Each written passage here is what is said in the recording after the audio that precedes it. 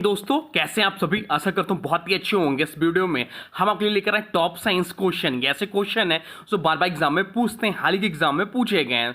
चलिए, जिस किसी भी एग्जाम की तैयारी कर रहे हैं जहां पर साइंस पूछा जाता है, यह वीडियो आपके लिए बहुत ही महत्वपूर्ण होने वाली। चलिए वीडियो की शुरुआत करते हैं। वीडियो देखकर लास्ट में बताइएगा वीडियो कैसा लगा। चलिए देखते हैं पहला क्वेश्चन क्या पूछा है आपसे। पहला क्वेश्चन पूछा है, वस्तु की चाल बदलने के लिए किस भौतिक राशि की आवश्यकता होती है। आपसे पूछा है वस्तु की चाल बदलने के लिए किस भौतिक राशि की आवश्यकता होती है। चलिए राइट आंसर बता दीजिए। त्वरण की आवश्यकता होती है, बल की, संवेग की या वेग की। चलिए बताइए। तो राइट आंसर जो हो जाएगा वो हो जाएगा ऑप्शन बी, बल की आवश्यकता होती है। राइट आंसर हो जाएगा ऑप्शन बी। जब किसी वस्तु की चाल या गति को बदलने के लिए जिस भौतिक राशि की आवश्यकता होती है वह बल है। न्यूटन का पहला नियम कहता है जब तक कोई वस्तु पर बाहरी बल न लगाया जाए वह वस्तु अपनी वर्तमान गति की अवस्था में बनी रहती है। इसका अर्थ यह है कि वस्तु को गति में लाने, उसकी चाल को बढ़ाने या घटाने या दिशा बदलने के लिए बल आवश्यक है। चलते हैं अगले प्रश्न की ओर। देखते हैं अगला प्रश्न क्या पूछा है आपसे। अगला प्रश्न पूछा है, एसआई पद्धति में कार्य की इकाई क्या है। एसआई पद्धति में कार्य की इकाई क्या है यह आपसे पूछा है। तो इसका जो राइट आंसर हो जाएगा वो हो जाएगा ऑप्शन सी, जूल होता है। और एक जूल बराबर, अगर आपसे पूछ ले एक जूल बराबर होता क्या है, तो एक जूल बराबर 1 न्यूटन इंटू 1 मीटर होता है। 1 न्यूटन इंटू 1 मीटर होता है 1 जूल बराबर। चलिए कुछ इंपॉर्टेंट बताते हैं आपको एग्जाम के दृष्टि से। 1 हार्स पावर बराबर पूछ लेता है आपसे, 1 हार्स पावर में कितने वाट के बराबर होता है। तो 1 हार्स पावर जो होता है 746 वाट के बराबर होता है। क्या ध्यान है, क्वेश्चन बहुत बार एग्जाम में पूछता है। एक पूछता है यदि बल 0 हो तो कार्य कैसा होगा। बहुत ज्यादा क्वेश्चन पूछता है, मोस्ट रिपीटेड रहता है और लोग गलत करके आते हैं। यदि बल 0 हो तो कार्य कैसा होगा। तो कार्य क्या होगा, कार्य भी 0 होगा। क्यों होगा, तो बल बराबर जो होता है कार्य बराबर जो होता है बल गुणे एफ इंटू डी, यानी बल गुणे विस्थापन। जहां पर बल 0 है तो ऑटोमेटिक कार्य जो हो जाएगा वह 0 हो जाएगा। तो यह क्वेश्चन भी ध्यान रखिएगा, पूछता है। ऊर्जा संरक्षण का नियम क्या कहता है। तो ऊर्जा ना तो उत्पन्न की जा सकती ना नष्ट, केवल एक रूप में दूसरे रूप में बदल सकती है। यह ऊर्जा संरक्षण का नियम है, यह भी ध्यान रखिएगा। चलते हैं अगले प्रश्न की ओर। देखते हैं अगला प्रश्न क्या पूछा है आपसे। अगला प्रश्न पूछा है, निम्नलिखित में से कौन सा जीव समूह पर्यावरण को स्वच्छ रखने में सहायक होता है। निम्नलिखित में से कौन सा जीव समूह पर्यावरण को स्वच्छ रखने में सहायक होता है, यह आपसे पूछा है। चलिए राइट आंसर बता दीजिए। अगर आप लोग राइट आंसर ऑप्शन डी जाने तो आपका क्वेश्चन सही है, अन्यथा आप गलत हो जाएंगे। जीवाणु और कवक ऐसे समूह हैं जो पर्यावरण को स्वच्छ रखने में सहायक होते हैं। जीवाणु जिसे बैक्टीरिया बोलते हैं, कवक जिसे फंगी बोलते हैं, दोनों अपघटन के रूप में कार्य करते हैं। ये मृत जीवों और अपशिष्ट पदार्थों विघटित करके उसे सरल कार्बनिक व अकार्बनिक पदार्थों में बदल देते हैं।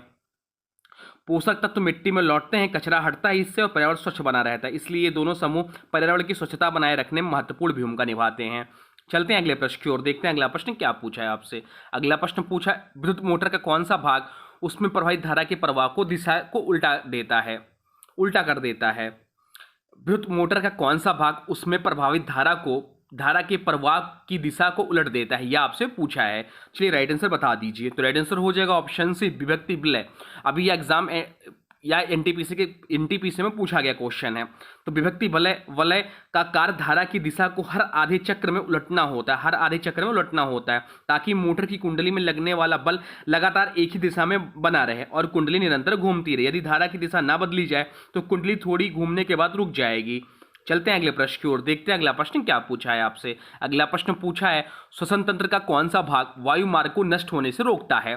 श्वसन तंत्र का कौन सा भाग वायु मार्ग को नष्ट होने से रोकता है, यह आपसे पूछा है। चलिए राइट आंसर बता दीजिए। यह भी क्वेश्चन एनटीपीसी के एग्जाम में पूछा गया है।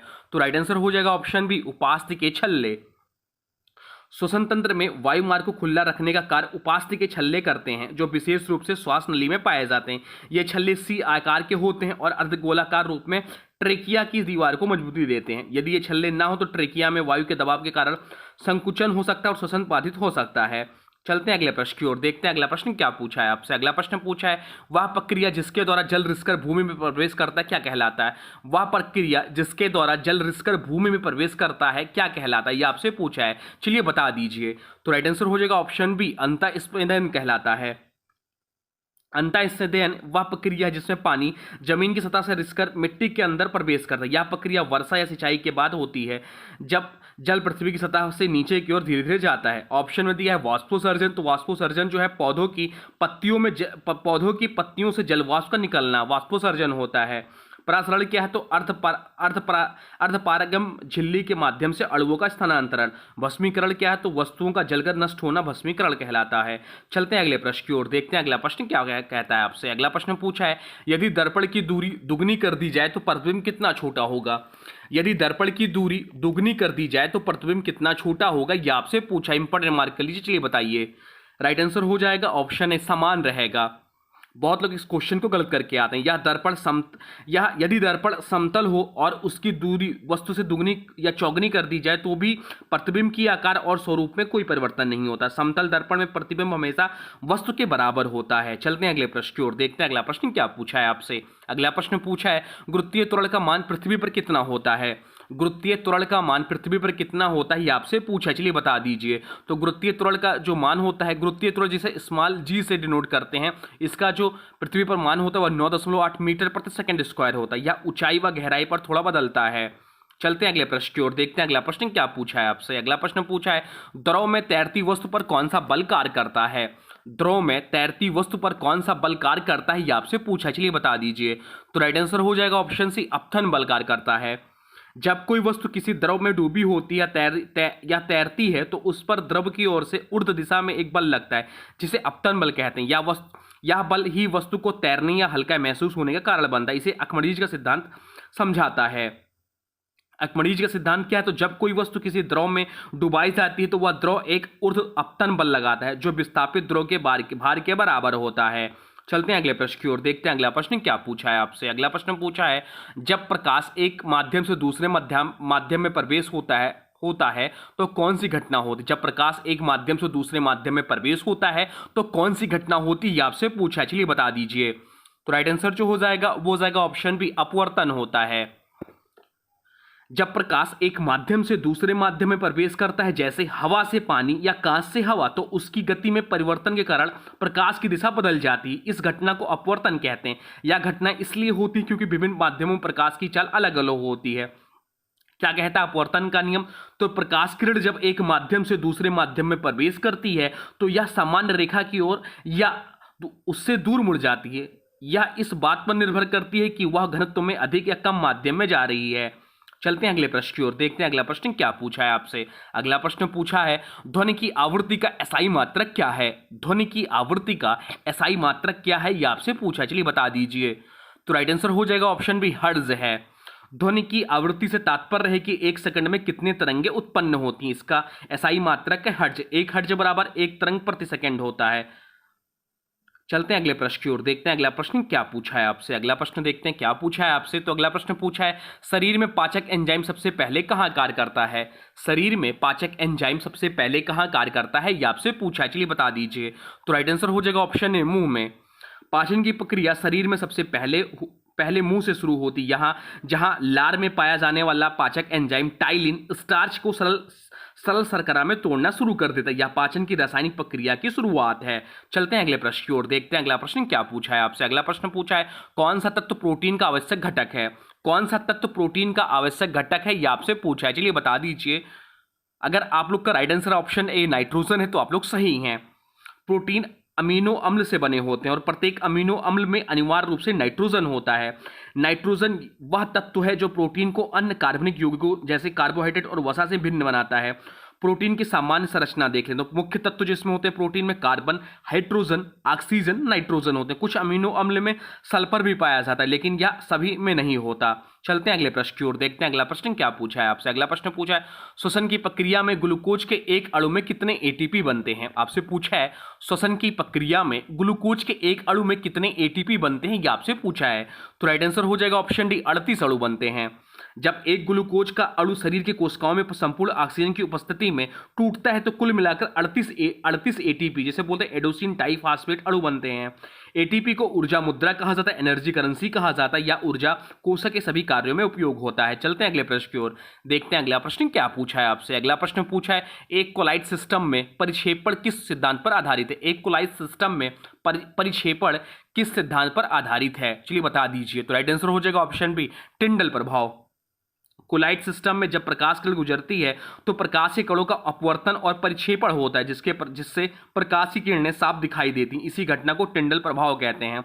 टिंडल प्रभाव क्या है? तो जब एक कोलाइट घोल में प्रकाश डाला जाता है तो वह घोल के कणों से टकरा कर बिखरता है और प्रकाश की किरणें दृश्यमान हो जाती हैं। यह घटना जॉन टिंडल के नाम पर है। उदाहरण के तौर पर धूल भरे कमरे में जब सूरज की किरणें आती है तो टिंडल प्रभाव होता है। दूध या धुंध में लेजर टार्च की रोशनी का दिखाई देना, टिंडल प्रभाव।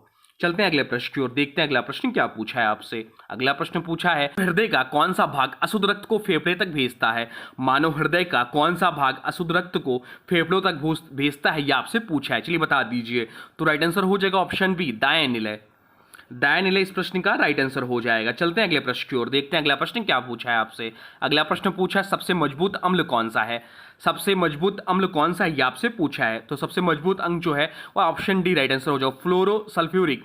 फ्लोरोसल्फ्यूरिक जो है सबसे मजबूत अम्ल होता है, या जिसका रासायनिक सूत्र है HSO3F, या इसका रासायनिक सूत्र है। फ्लोरोसल्फ्यूरिक अम्ल दुनिया के सबसे शक्तिशाली में से एक है। यह अत्यधिक संक्षारक होता है और सामान्य खतरनाक अम्लों से भी कई गुना अधिक क्रियाशील होता है। चलते हैं अगले प्रश्न की ओर, देखते हैं अगला प्रश्न क्या पूछा है आपसे। अगला प्रश्न पूछा है, रक्त में थक्का जमने से कौन रोकता है? रक्त में थक्का जमने से कौन रोकता है, यह आपसे पूछा है। चलिए बता दीजिए। तो राइट आंसर हो जाएगा ऑप्शन सी, हिप्रिन। हिप्रिन एक प्राकृतिक एंटीकोआगुलेंट है जो रक्त को थक्का जमने से को रोकता है। यह यकृत, फेफड़ों और कुछ श्वेत रक्त कोशिकाओं में पाया जाता है। यह थ्रोम्बिन तथा फाइब्रिन की क्रिया को अवरुद्ध करता है। थक्का जमाने वाले कारक जो होते हैं, थ्रोम्बिन जो है रक्त जमाने वाला एंजाइम है, फाइब्रिन जो थक्का बनाने वाला प्रोटीन जाल है, और हिप्रिन थक्का जमने से रोकता है। चलते हैं अगले प्रश्न की ओर, देखते हैं अगला प्रश्न क्या पूछा है आपसे। अगला प्रश्न पूछा है, कौन सा रासायनिक यौगिक रॉकेट ईंधन में प्रयोग होता है? कौन सा रासायनिक यौगिक रॉकेट ईंधन में प्रयोग होता है, ये आपसे पूछा। चलिए बता दीजिए। तो राइट आंसर हो जाएगा option B, ammonium perchlorate. Ammonium perchlorate का प्रयोग होता है। अमोनियम परक्लोरेट एक ऑक्सीडाइजर है जो सॉलिड रॉकेट प्रोपेलेंट में उपयोग किया जाता है। यह रॉकेट ईंधन का एक मुख्य घटक होता है, खासकर सॉलिड फ्यूल रॉकेट्स में। जब यह किसी ईंधन जैसे एल्युमिनियम पाउडर के साथ मिलाया जाता है तो यह विस्फोटक रूप में जलता है और भारी मात्रा में गैस उत्पन्न करता है, जिससे रॉकेट को आगे बढ़ने की शक्ति मिलती है। इसका उपयोग क्या है? NH4ClO4 का। तो इसरो, नासा जैसे संस्थान अपने सॉलिड बूस्टर रॉकेट्स में इसका इस्तेमाल करते हैं। इसका उपयोग अग्नि, PSLV, GSLV जैसे प्रक्षेपास्त्रों में भी होता है। चलते हैं अगले प्रश्न की ओर, देखते हैं अगला प्रश्न क्या पूछा है आपसे। अगला प्रश्न पूछा है, मानव नेत्र में प्रतिबिंब कहाँ बनता है? मानव नेत्र में प्रतिबिंब कहाँ बनता है, ये आपसे पूछा है। सरल क्वेश्चन है, सबको राइट आंसर आना चाहिए। तो राइट आंसर हो जाएगा ऑप्शन बी, रेटिना। मानव नेत्र में जब प्रकाश प्रवेश करता है तो वह पहले कार्निया फिर लेंस से होकर गुजरता है और अंततः रेटिना पर एक उल्टा और वास्तविक प्रतिबिंब बनाता है। रेटिना में रोड और कोन कोशिकाएं होती हैं जो प्रकाश और रंगों को पहचानती हैं। यह सूचना ऑप्टिक नर्व के माध्यम से मस्तिष्क तक भेजी जाती है। चलते हैं अगले प्रश्न की ओर, देखते हैं अगला प्रश्न क्या पूछा है आपसे। अगला प्रश्न पूछा है, कौन सी कोशिकाएं शरीर के घाव भरने में सहायक होती हैं? कौन सी कोशिकाएं शरीर के घाव भरने में सहायक होती हैं, ये आपसे पूछा है। चलिए बता दीजिए। तो राइट आंसर हो जाएगा ऑप्शन बी, प्लेटलेट्स। प्लेटलेट शरीर में घाव भरने और रक्त का थक्का बनाने, ब्लड क्लोटिंग में मुख्य भूमिका निभाते हैं। जब शरीर में कोई घाव होता है तो या चोट लगती है तो प्लेटलेट्स सक्रिय हो जाता है और थक्का बनाकर रक्तस्राव रोकते हैं। चलते हैं अगले प्रश्न की ओर, देखते हैं अगला प्रश्न क्या पूछा है आपसे। अगला प्रश्न पूछा है, कौन सी तरंग बिना माध्यम के चल सकती हैं? कौन सी तरंग है जो बिना माध्यम के चल सकती? चलिए बता दीजिए। राइट आंसर हो जाएगा ऑप्शन सी, प्रकाश। प्रकाश तरंग एक विद्युत चुंबकीय तरंग है और यह माध्यम के बिना भी चल सकती है। यही कारण है कि सूर्य का प्रकाश पृथ्वी तक शून्य में ही होकर भी पहुंचता है।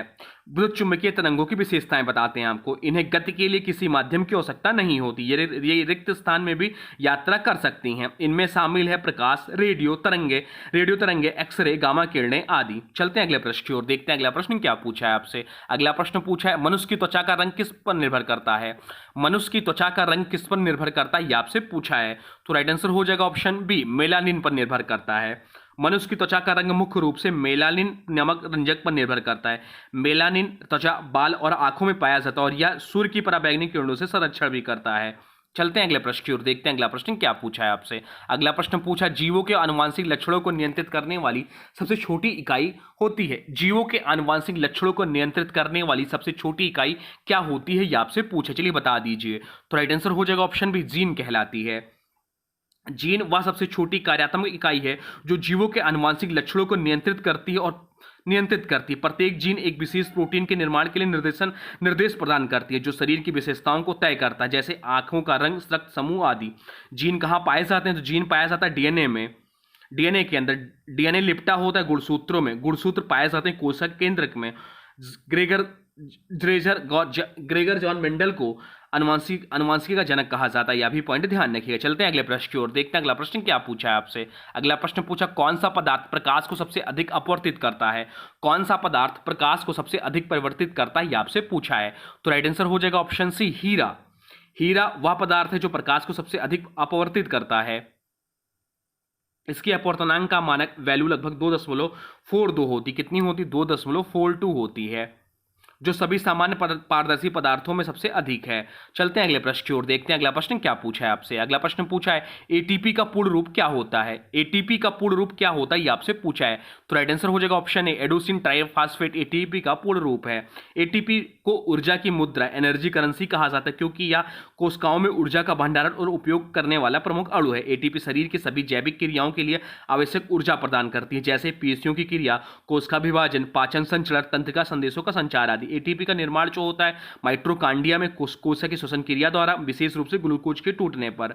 चलते हैं अगले प्रश्न की ओर, देखते हैं अगला प्रश्न क्या पूछा है आपसे। अगला प्रश्न पूछा है, परमाणु में प्रोटीन और न्यूट्रॉन कहाँ स्थित होते हैं। परमाणु में प्रोटीन और न्यूट्रॉन कहाँ स्थित होते हैं, ये आपसे पूछा, चलिए बता दीजिए। तो राइट आंसर हो जाएगा ऑप्शन बी, नाभिक में। प्रोटॉन और न्यूट्रॉन परमाणु के केंद्र में स्थित होते हैं, जिसे नाभिक कहते हैं। वह परमाणु का सबसे घना और भारी भाग होता है। प्रोटॉन पर धन आवेश होता है और न्यूट्रॉन पर कोई आवेश नहीं होता, दोनों मिलकर परमाणु का द्रव्यमान बनाते हैं। चलते हैं अगले प्रश्न की ओर, देखते हैं अगला प्रश्न क्या पूछा है आपसे। अगला प्रश्न पूछा है, शरीर में सबसे अधिक ऊर्जा देने वाला पोषक तत्व कौन है। शरीर में सबसे अधिक ऊर्जा देने वाला पोषक तत्व कौन है, ये आपसे पूछा है। तो राइट आंसर हो जाएगा ऑप्शन बी, वसा।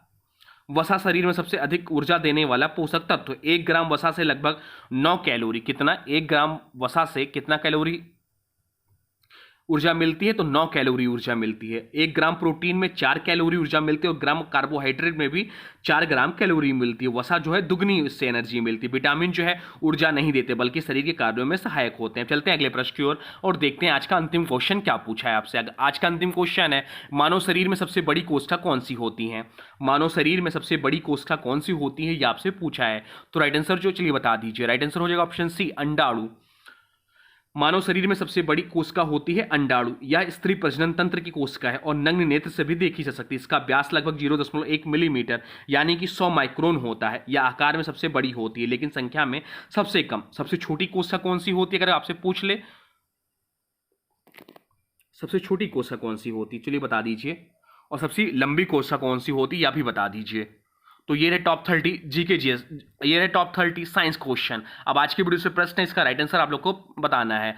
आज की वीडियो से प्रश्न है, ध्वनि की आवृत्ति का एसआई मात्रक क्या है। ध्वनि की आवृत्ति का एसआई मात्रक क्या है, ये आपसे पूछा है। इसका जो भी राइट आंसर होगा कमेंट बॉक्स में जरूर बताइएगा। साथ साथ वीडियो कैसा लगा इसके बारे में भी जरूर बताइएगा। कोई सुझाव तो अभी कमेंट बॉक्स में लिख दीजिए। और हाँ देखिए, अभी तक आपने वीडियो को लाइक नहीं किया तो प्लीज़ वीडियो को लाइक कर दीजिए और चैनल पर नए हैं तो सब्सक्राइब भी कर लीजिए। चलिए मिलते हैं एक नए वीडियो में, तब तक के लिए thanks for watching railway exam target. For more update please subscribe railway exam target channel को।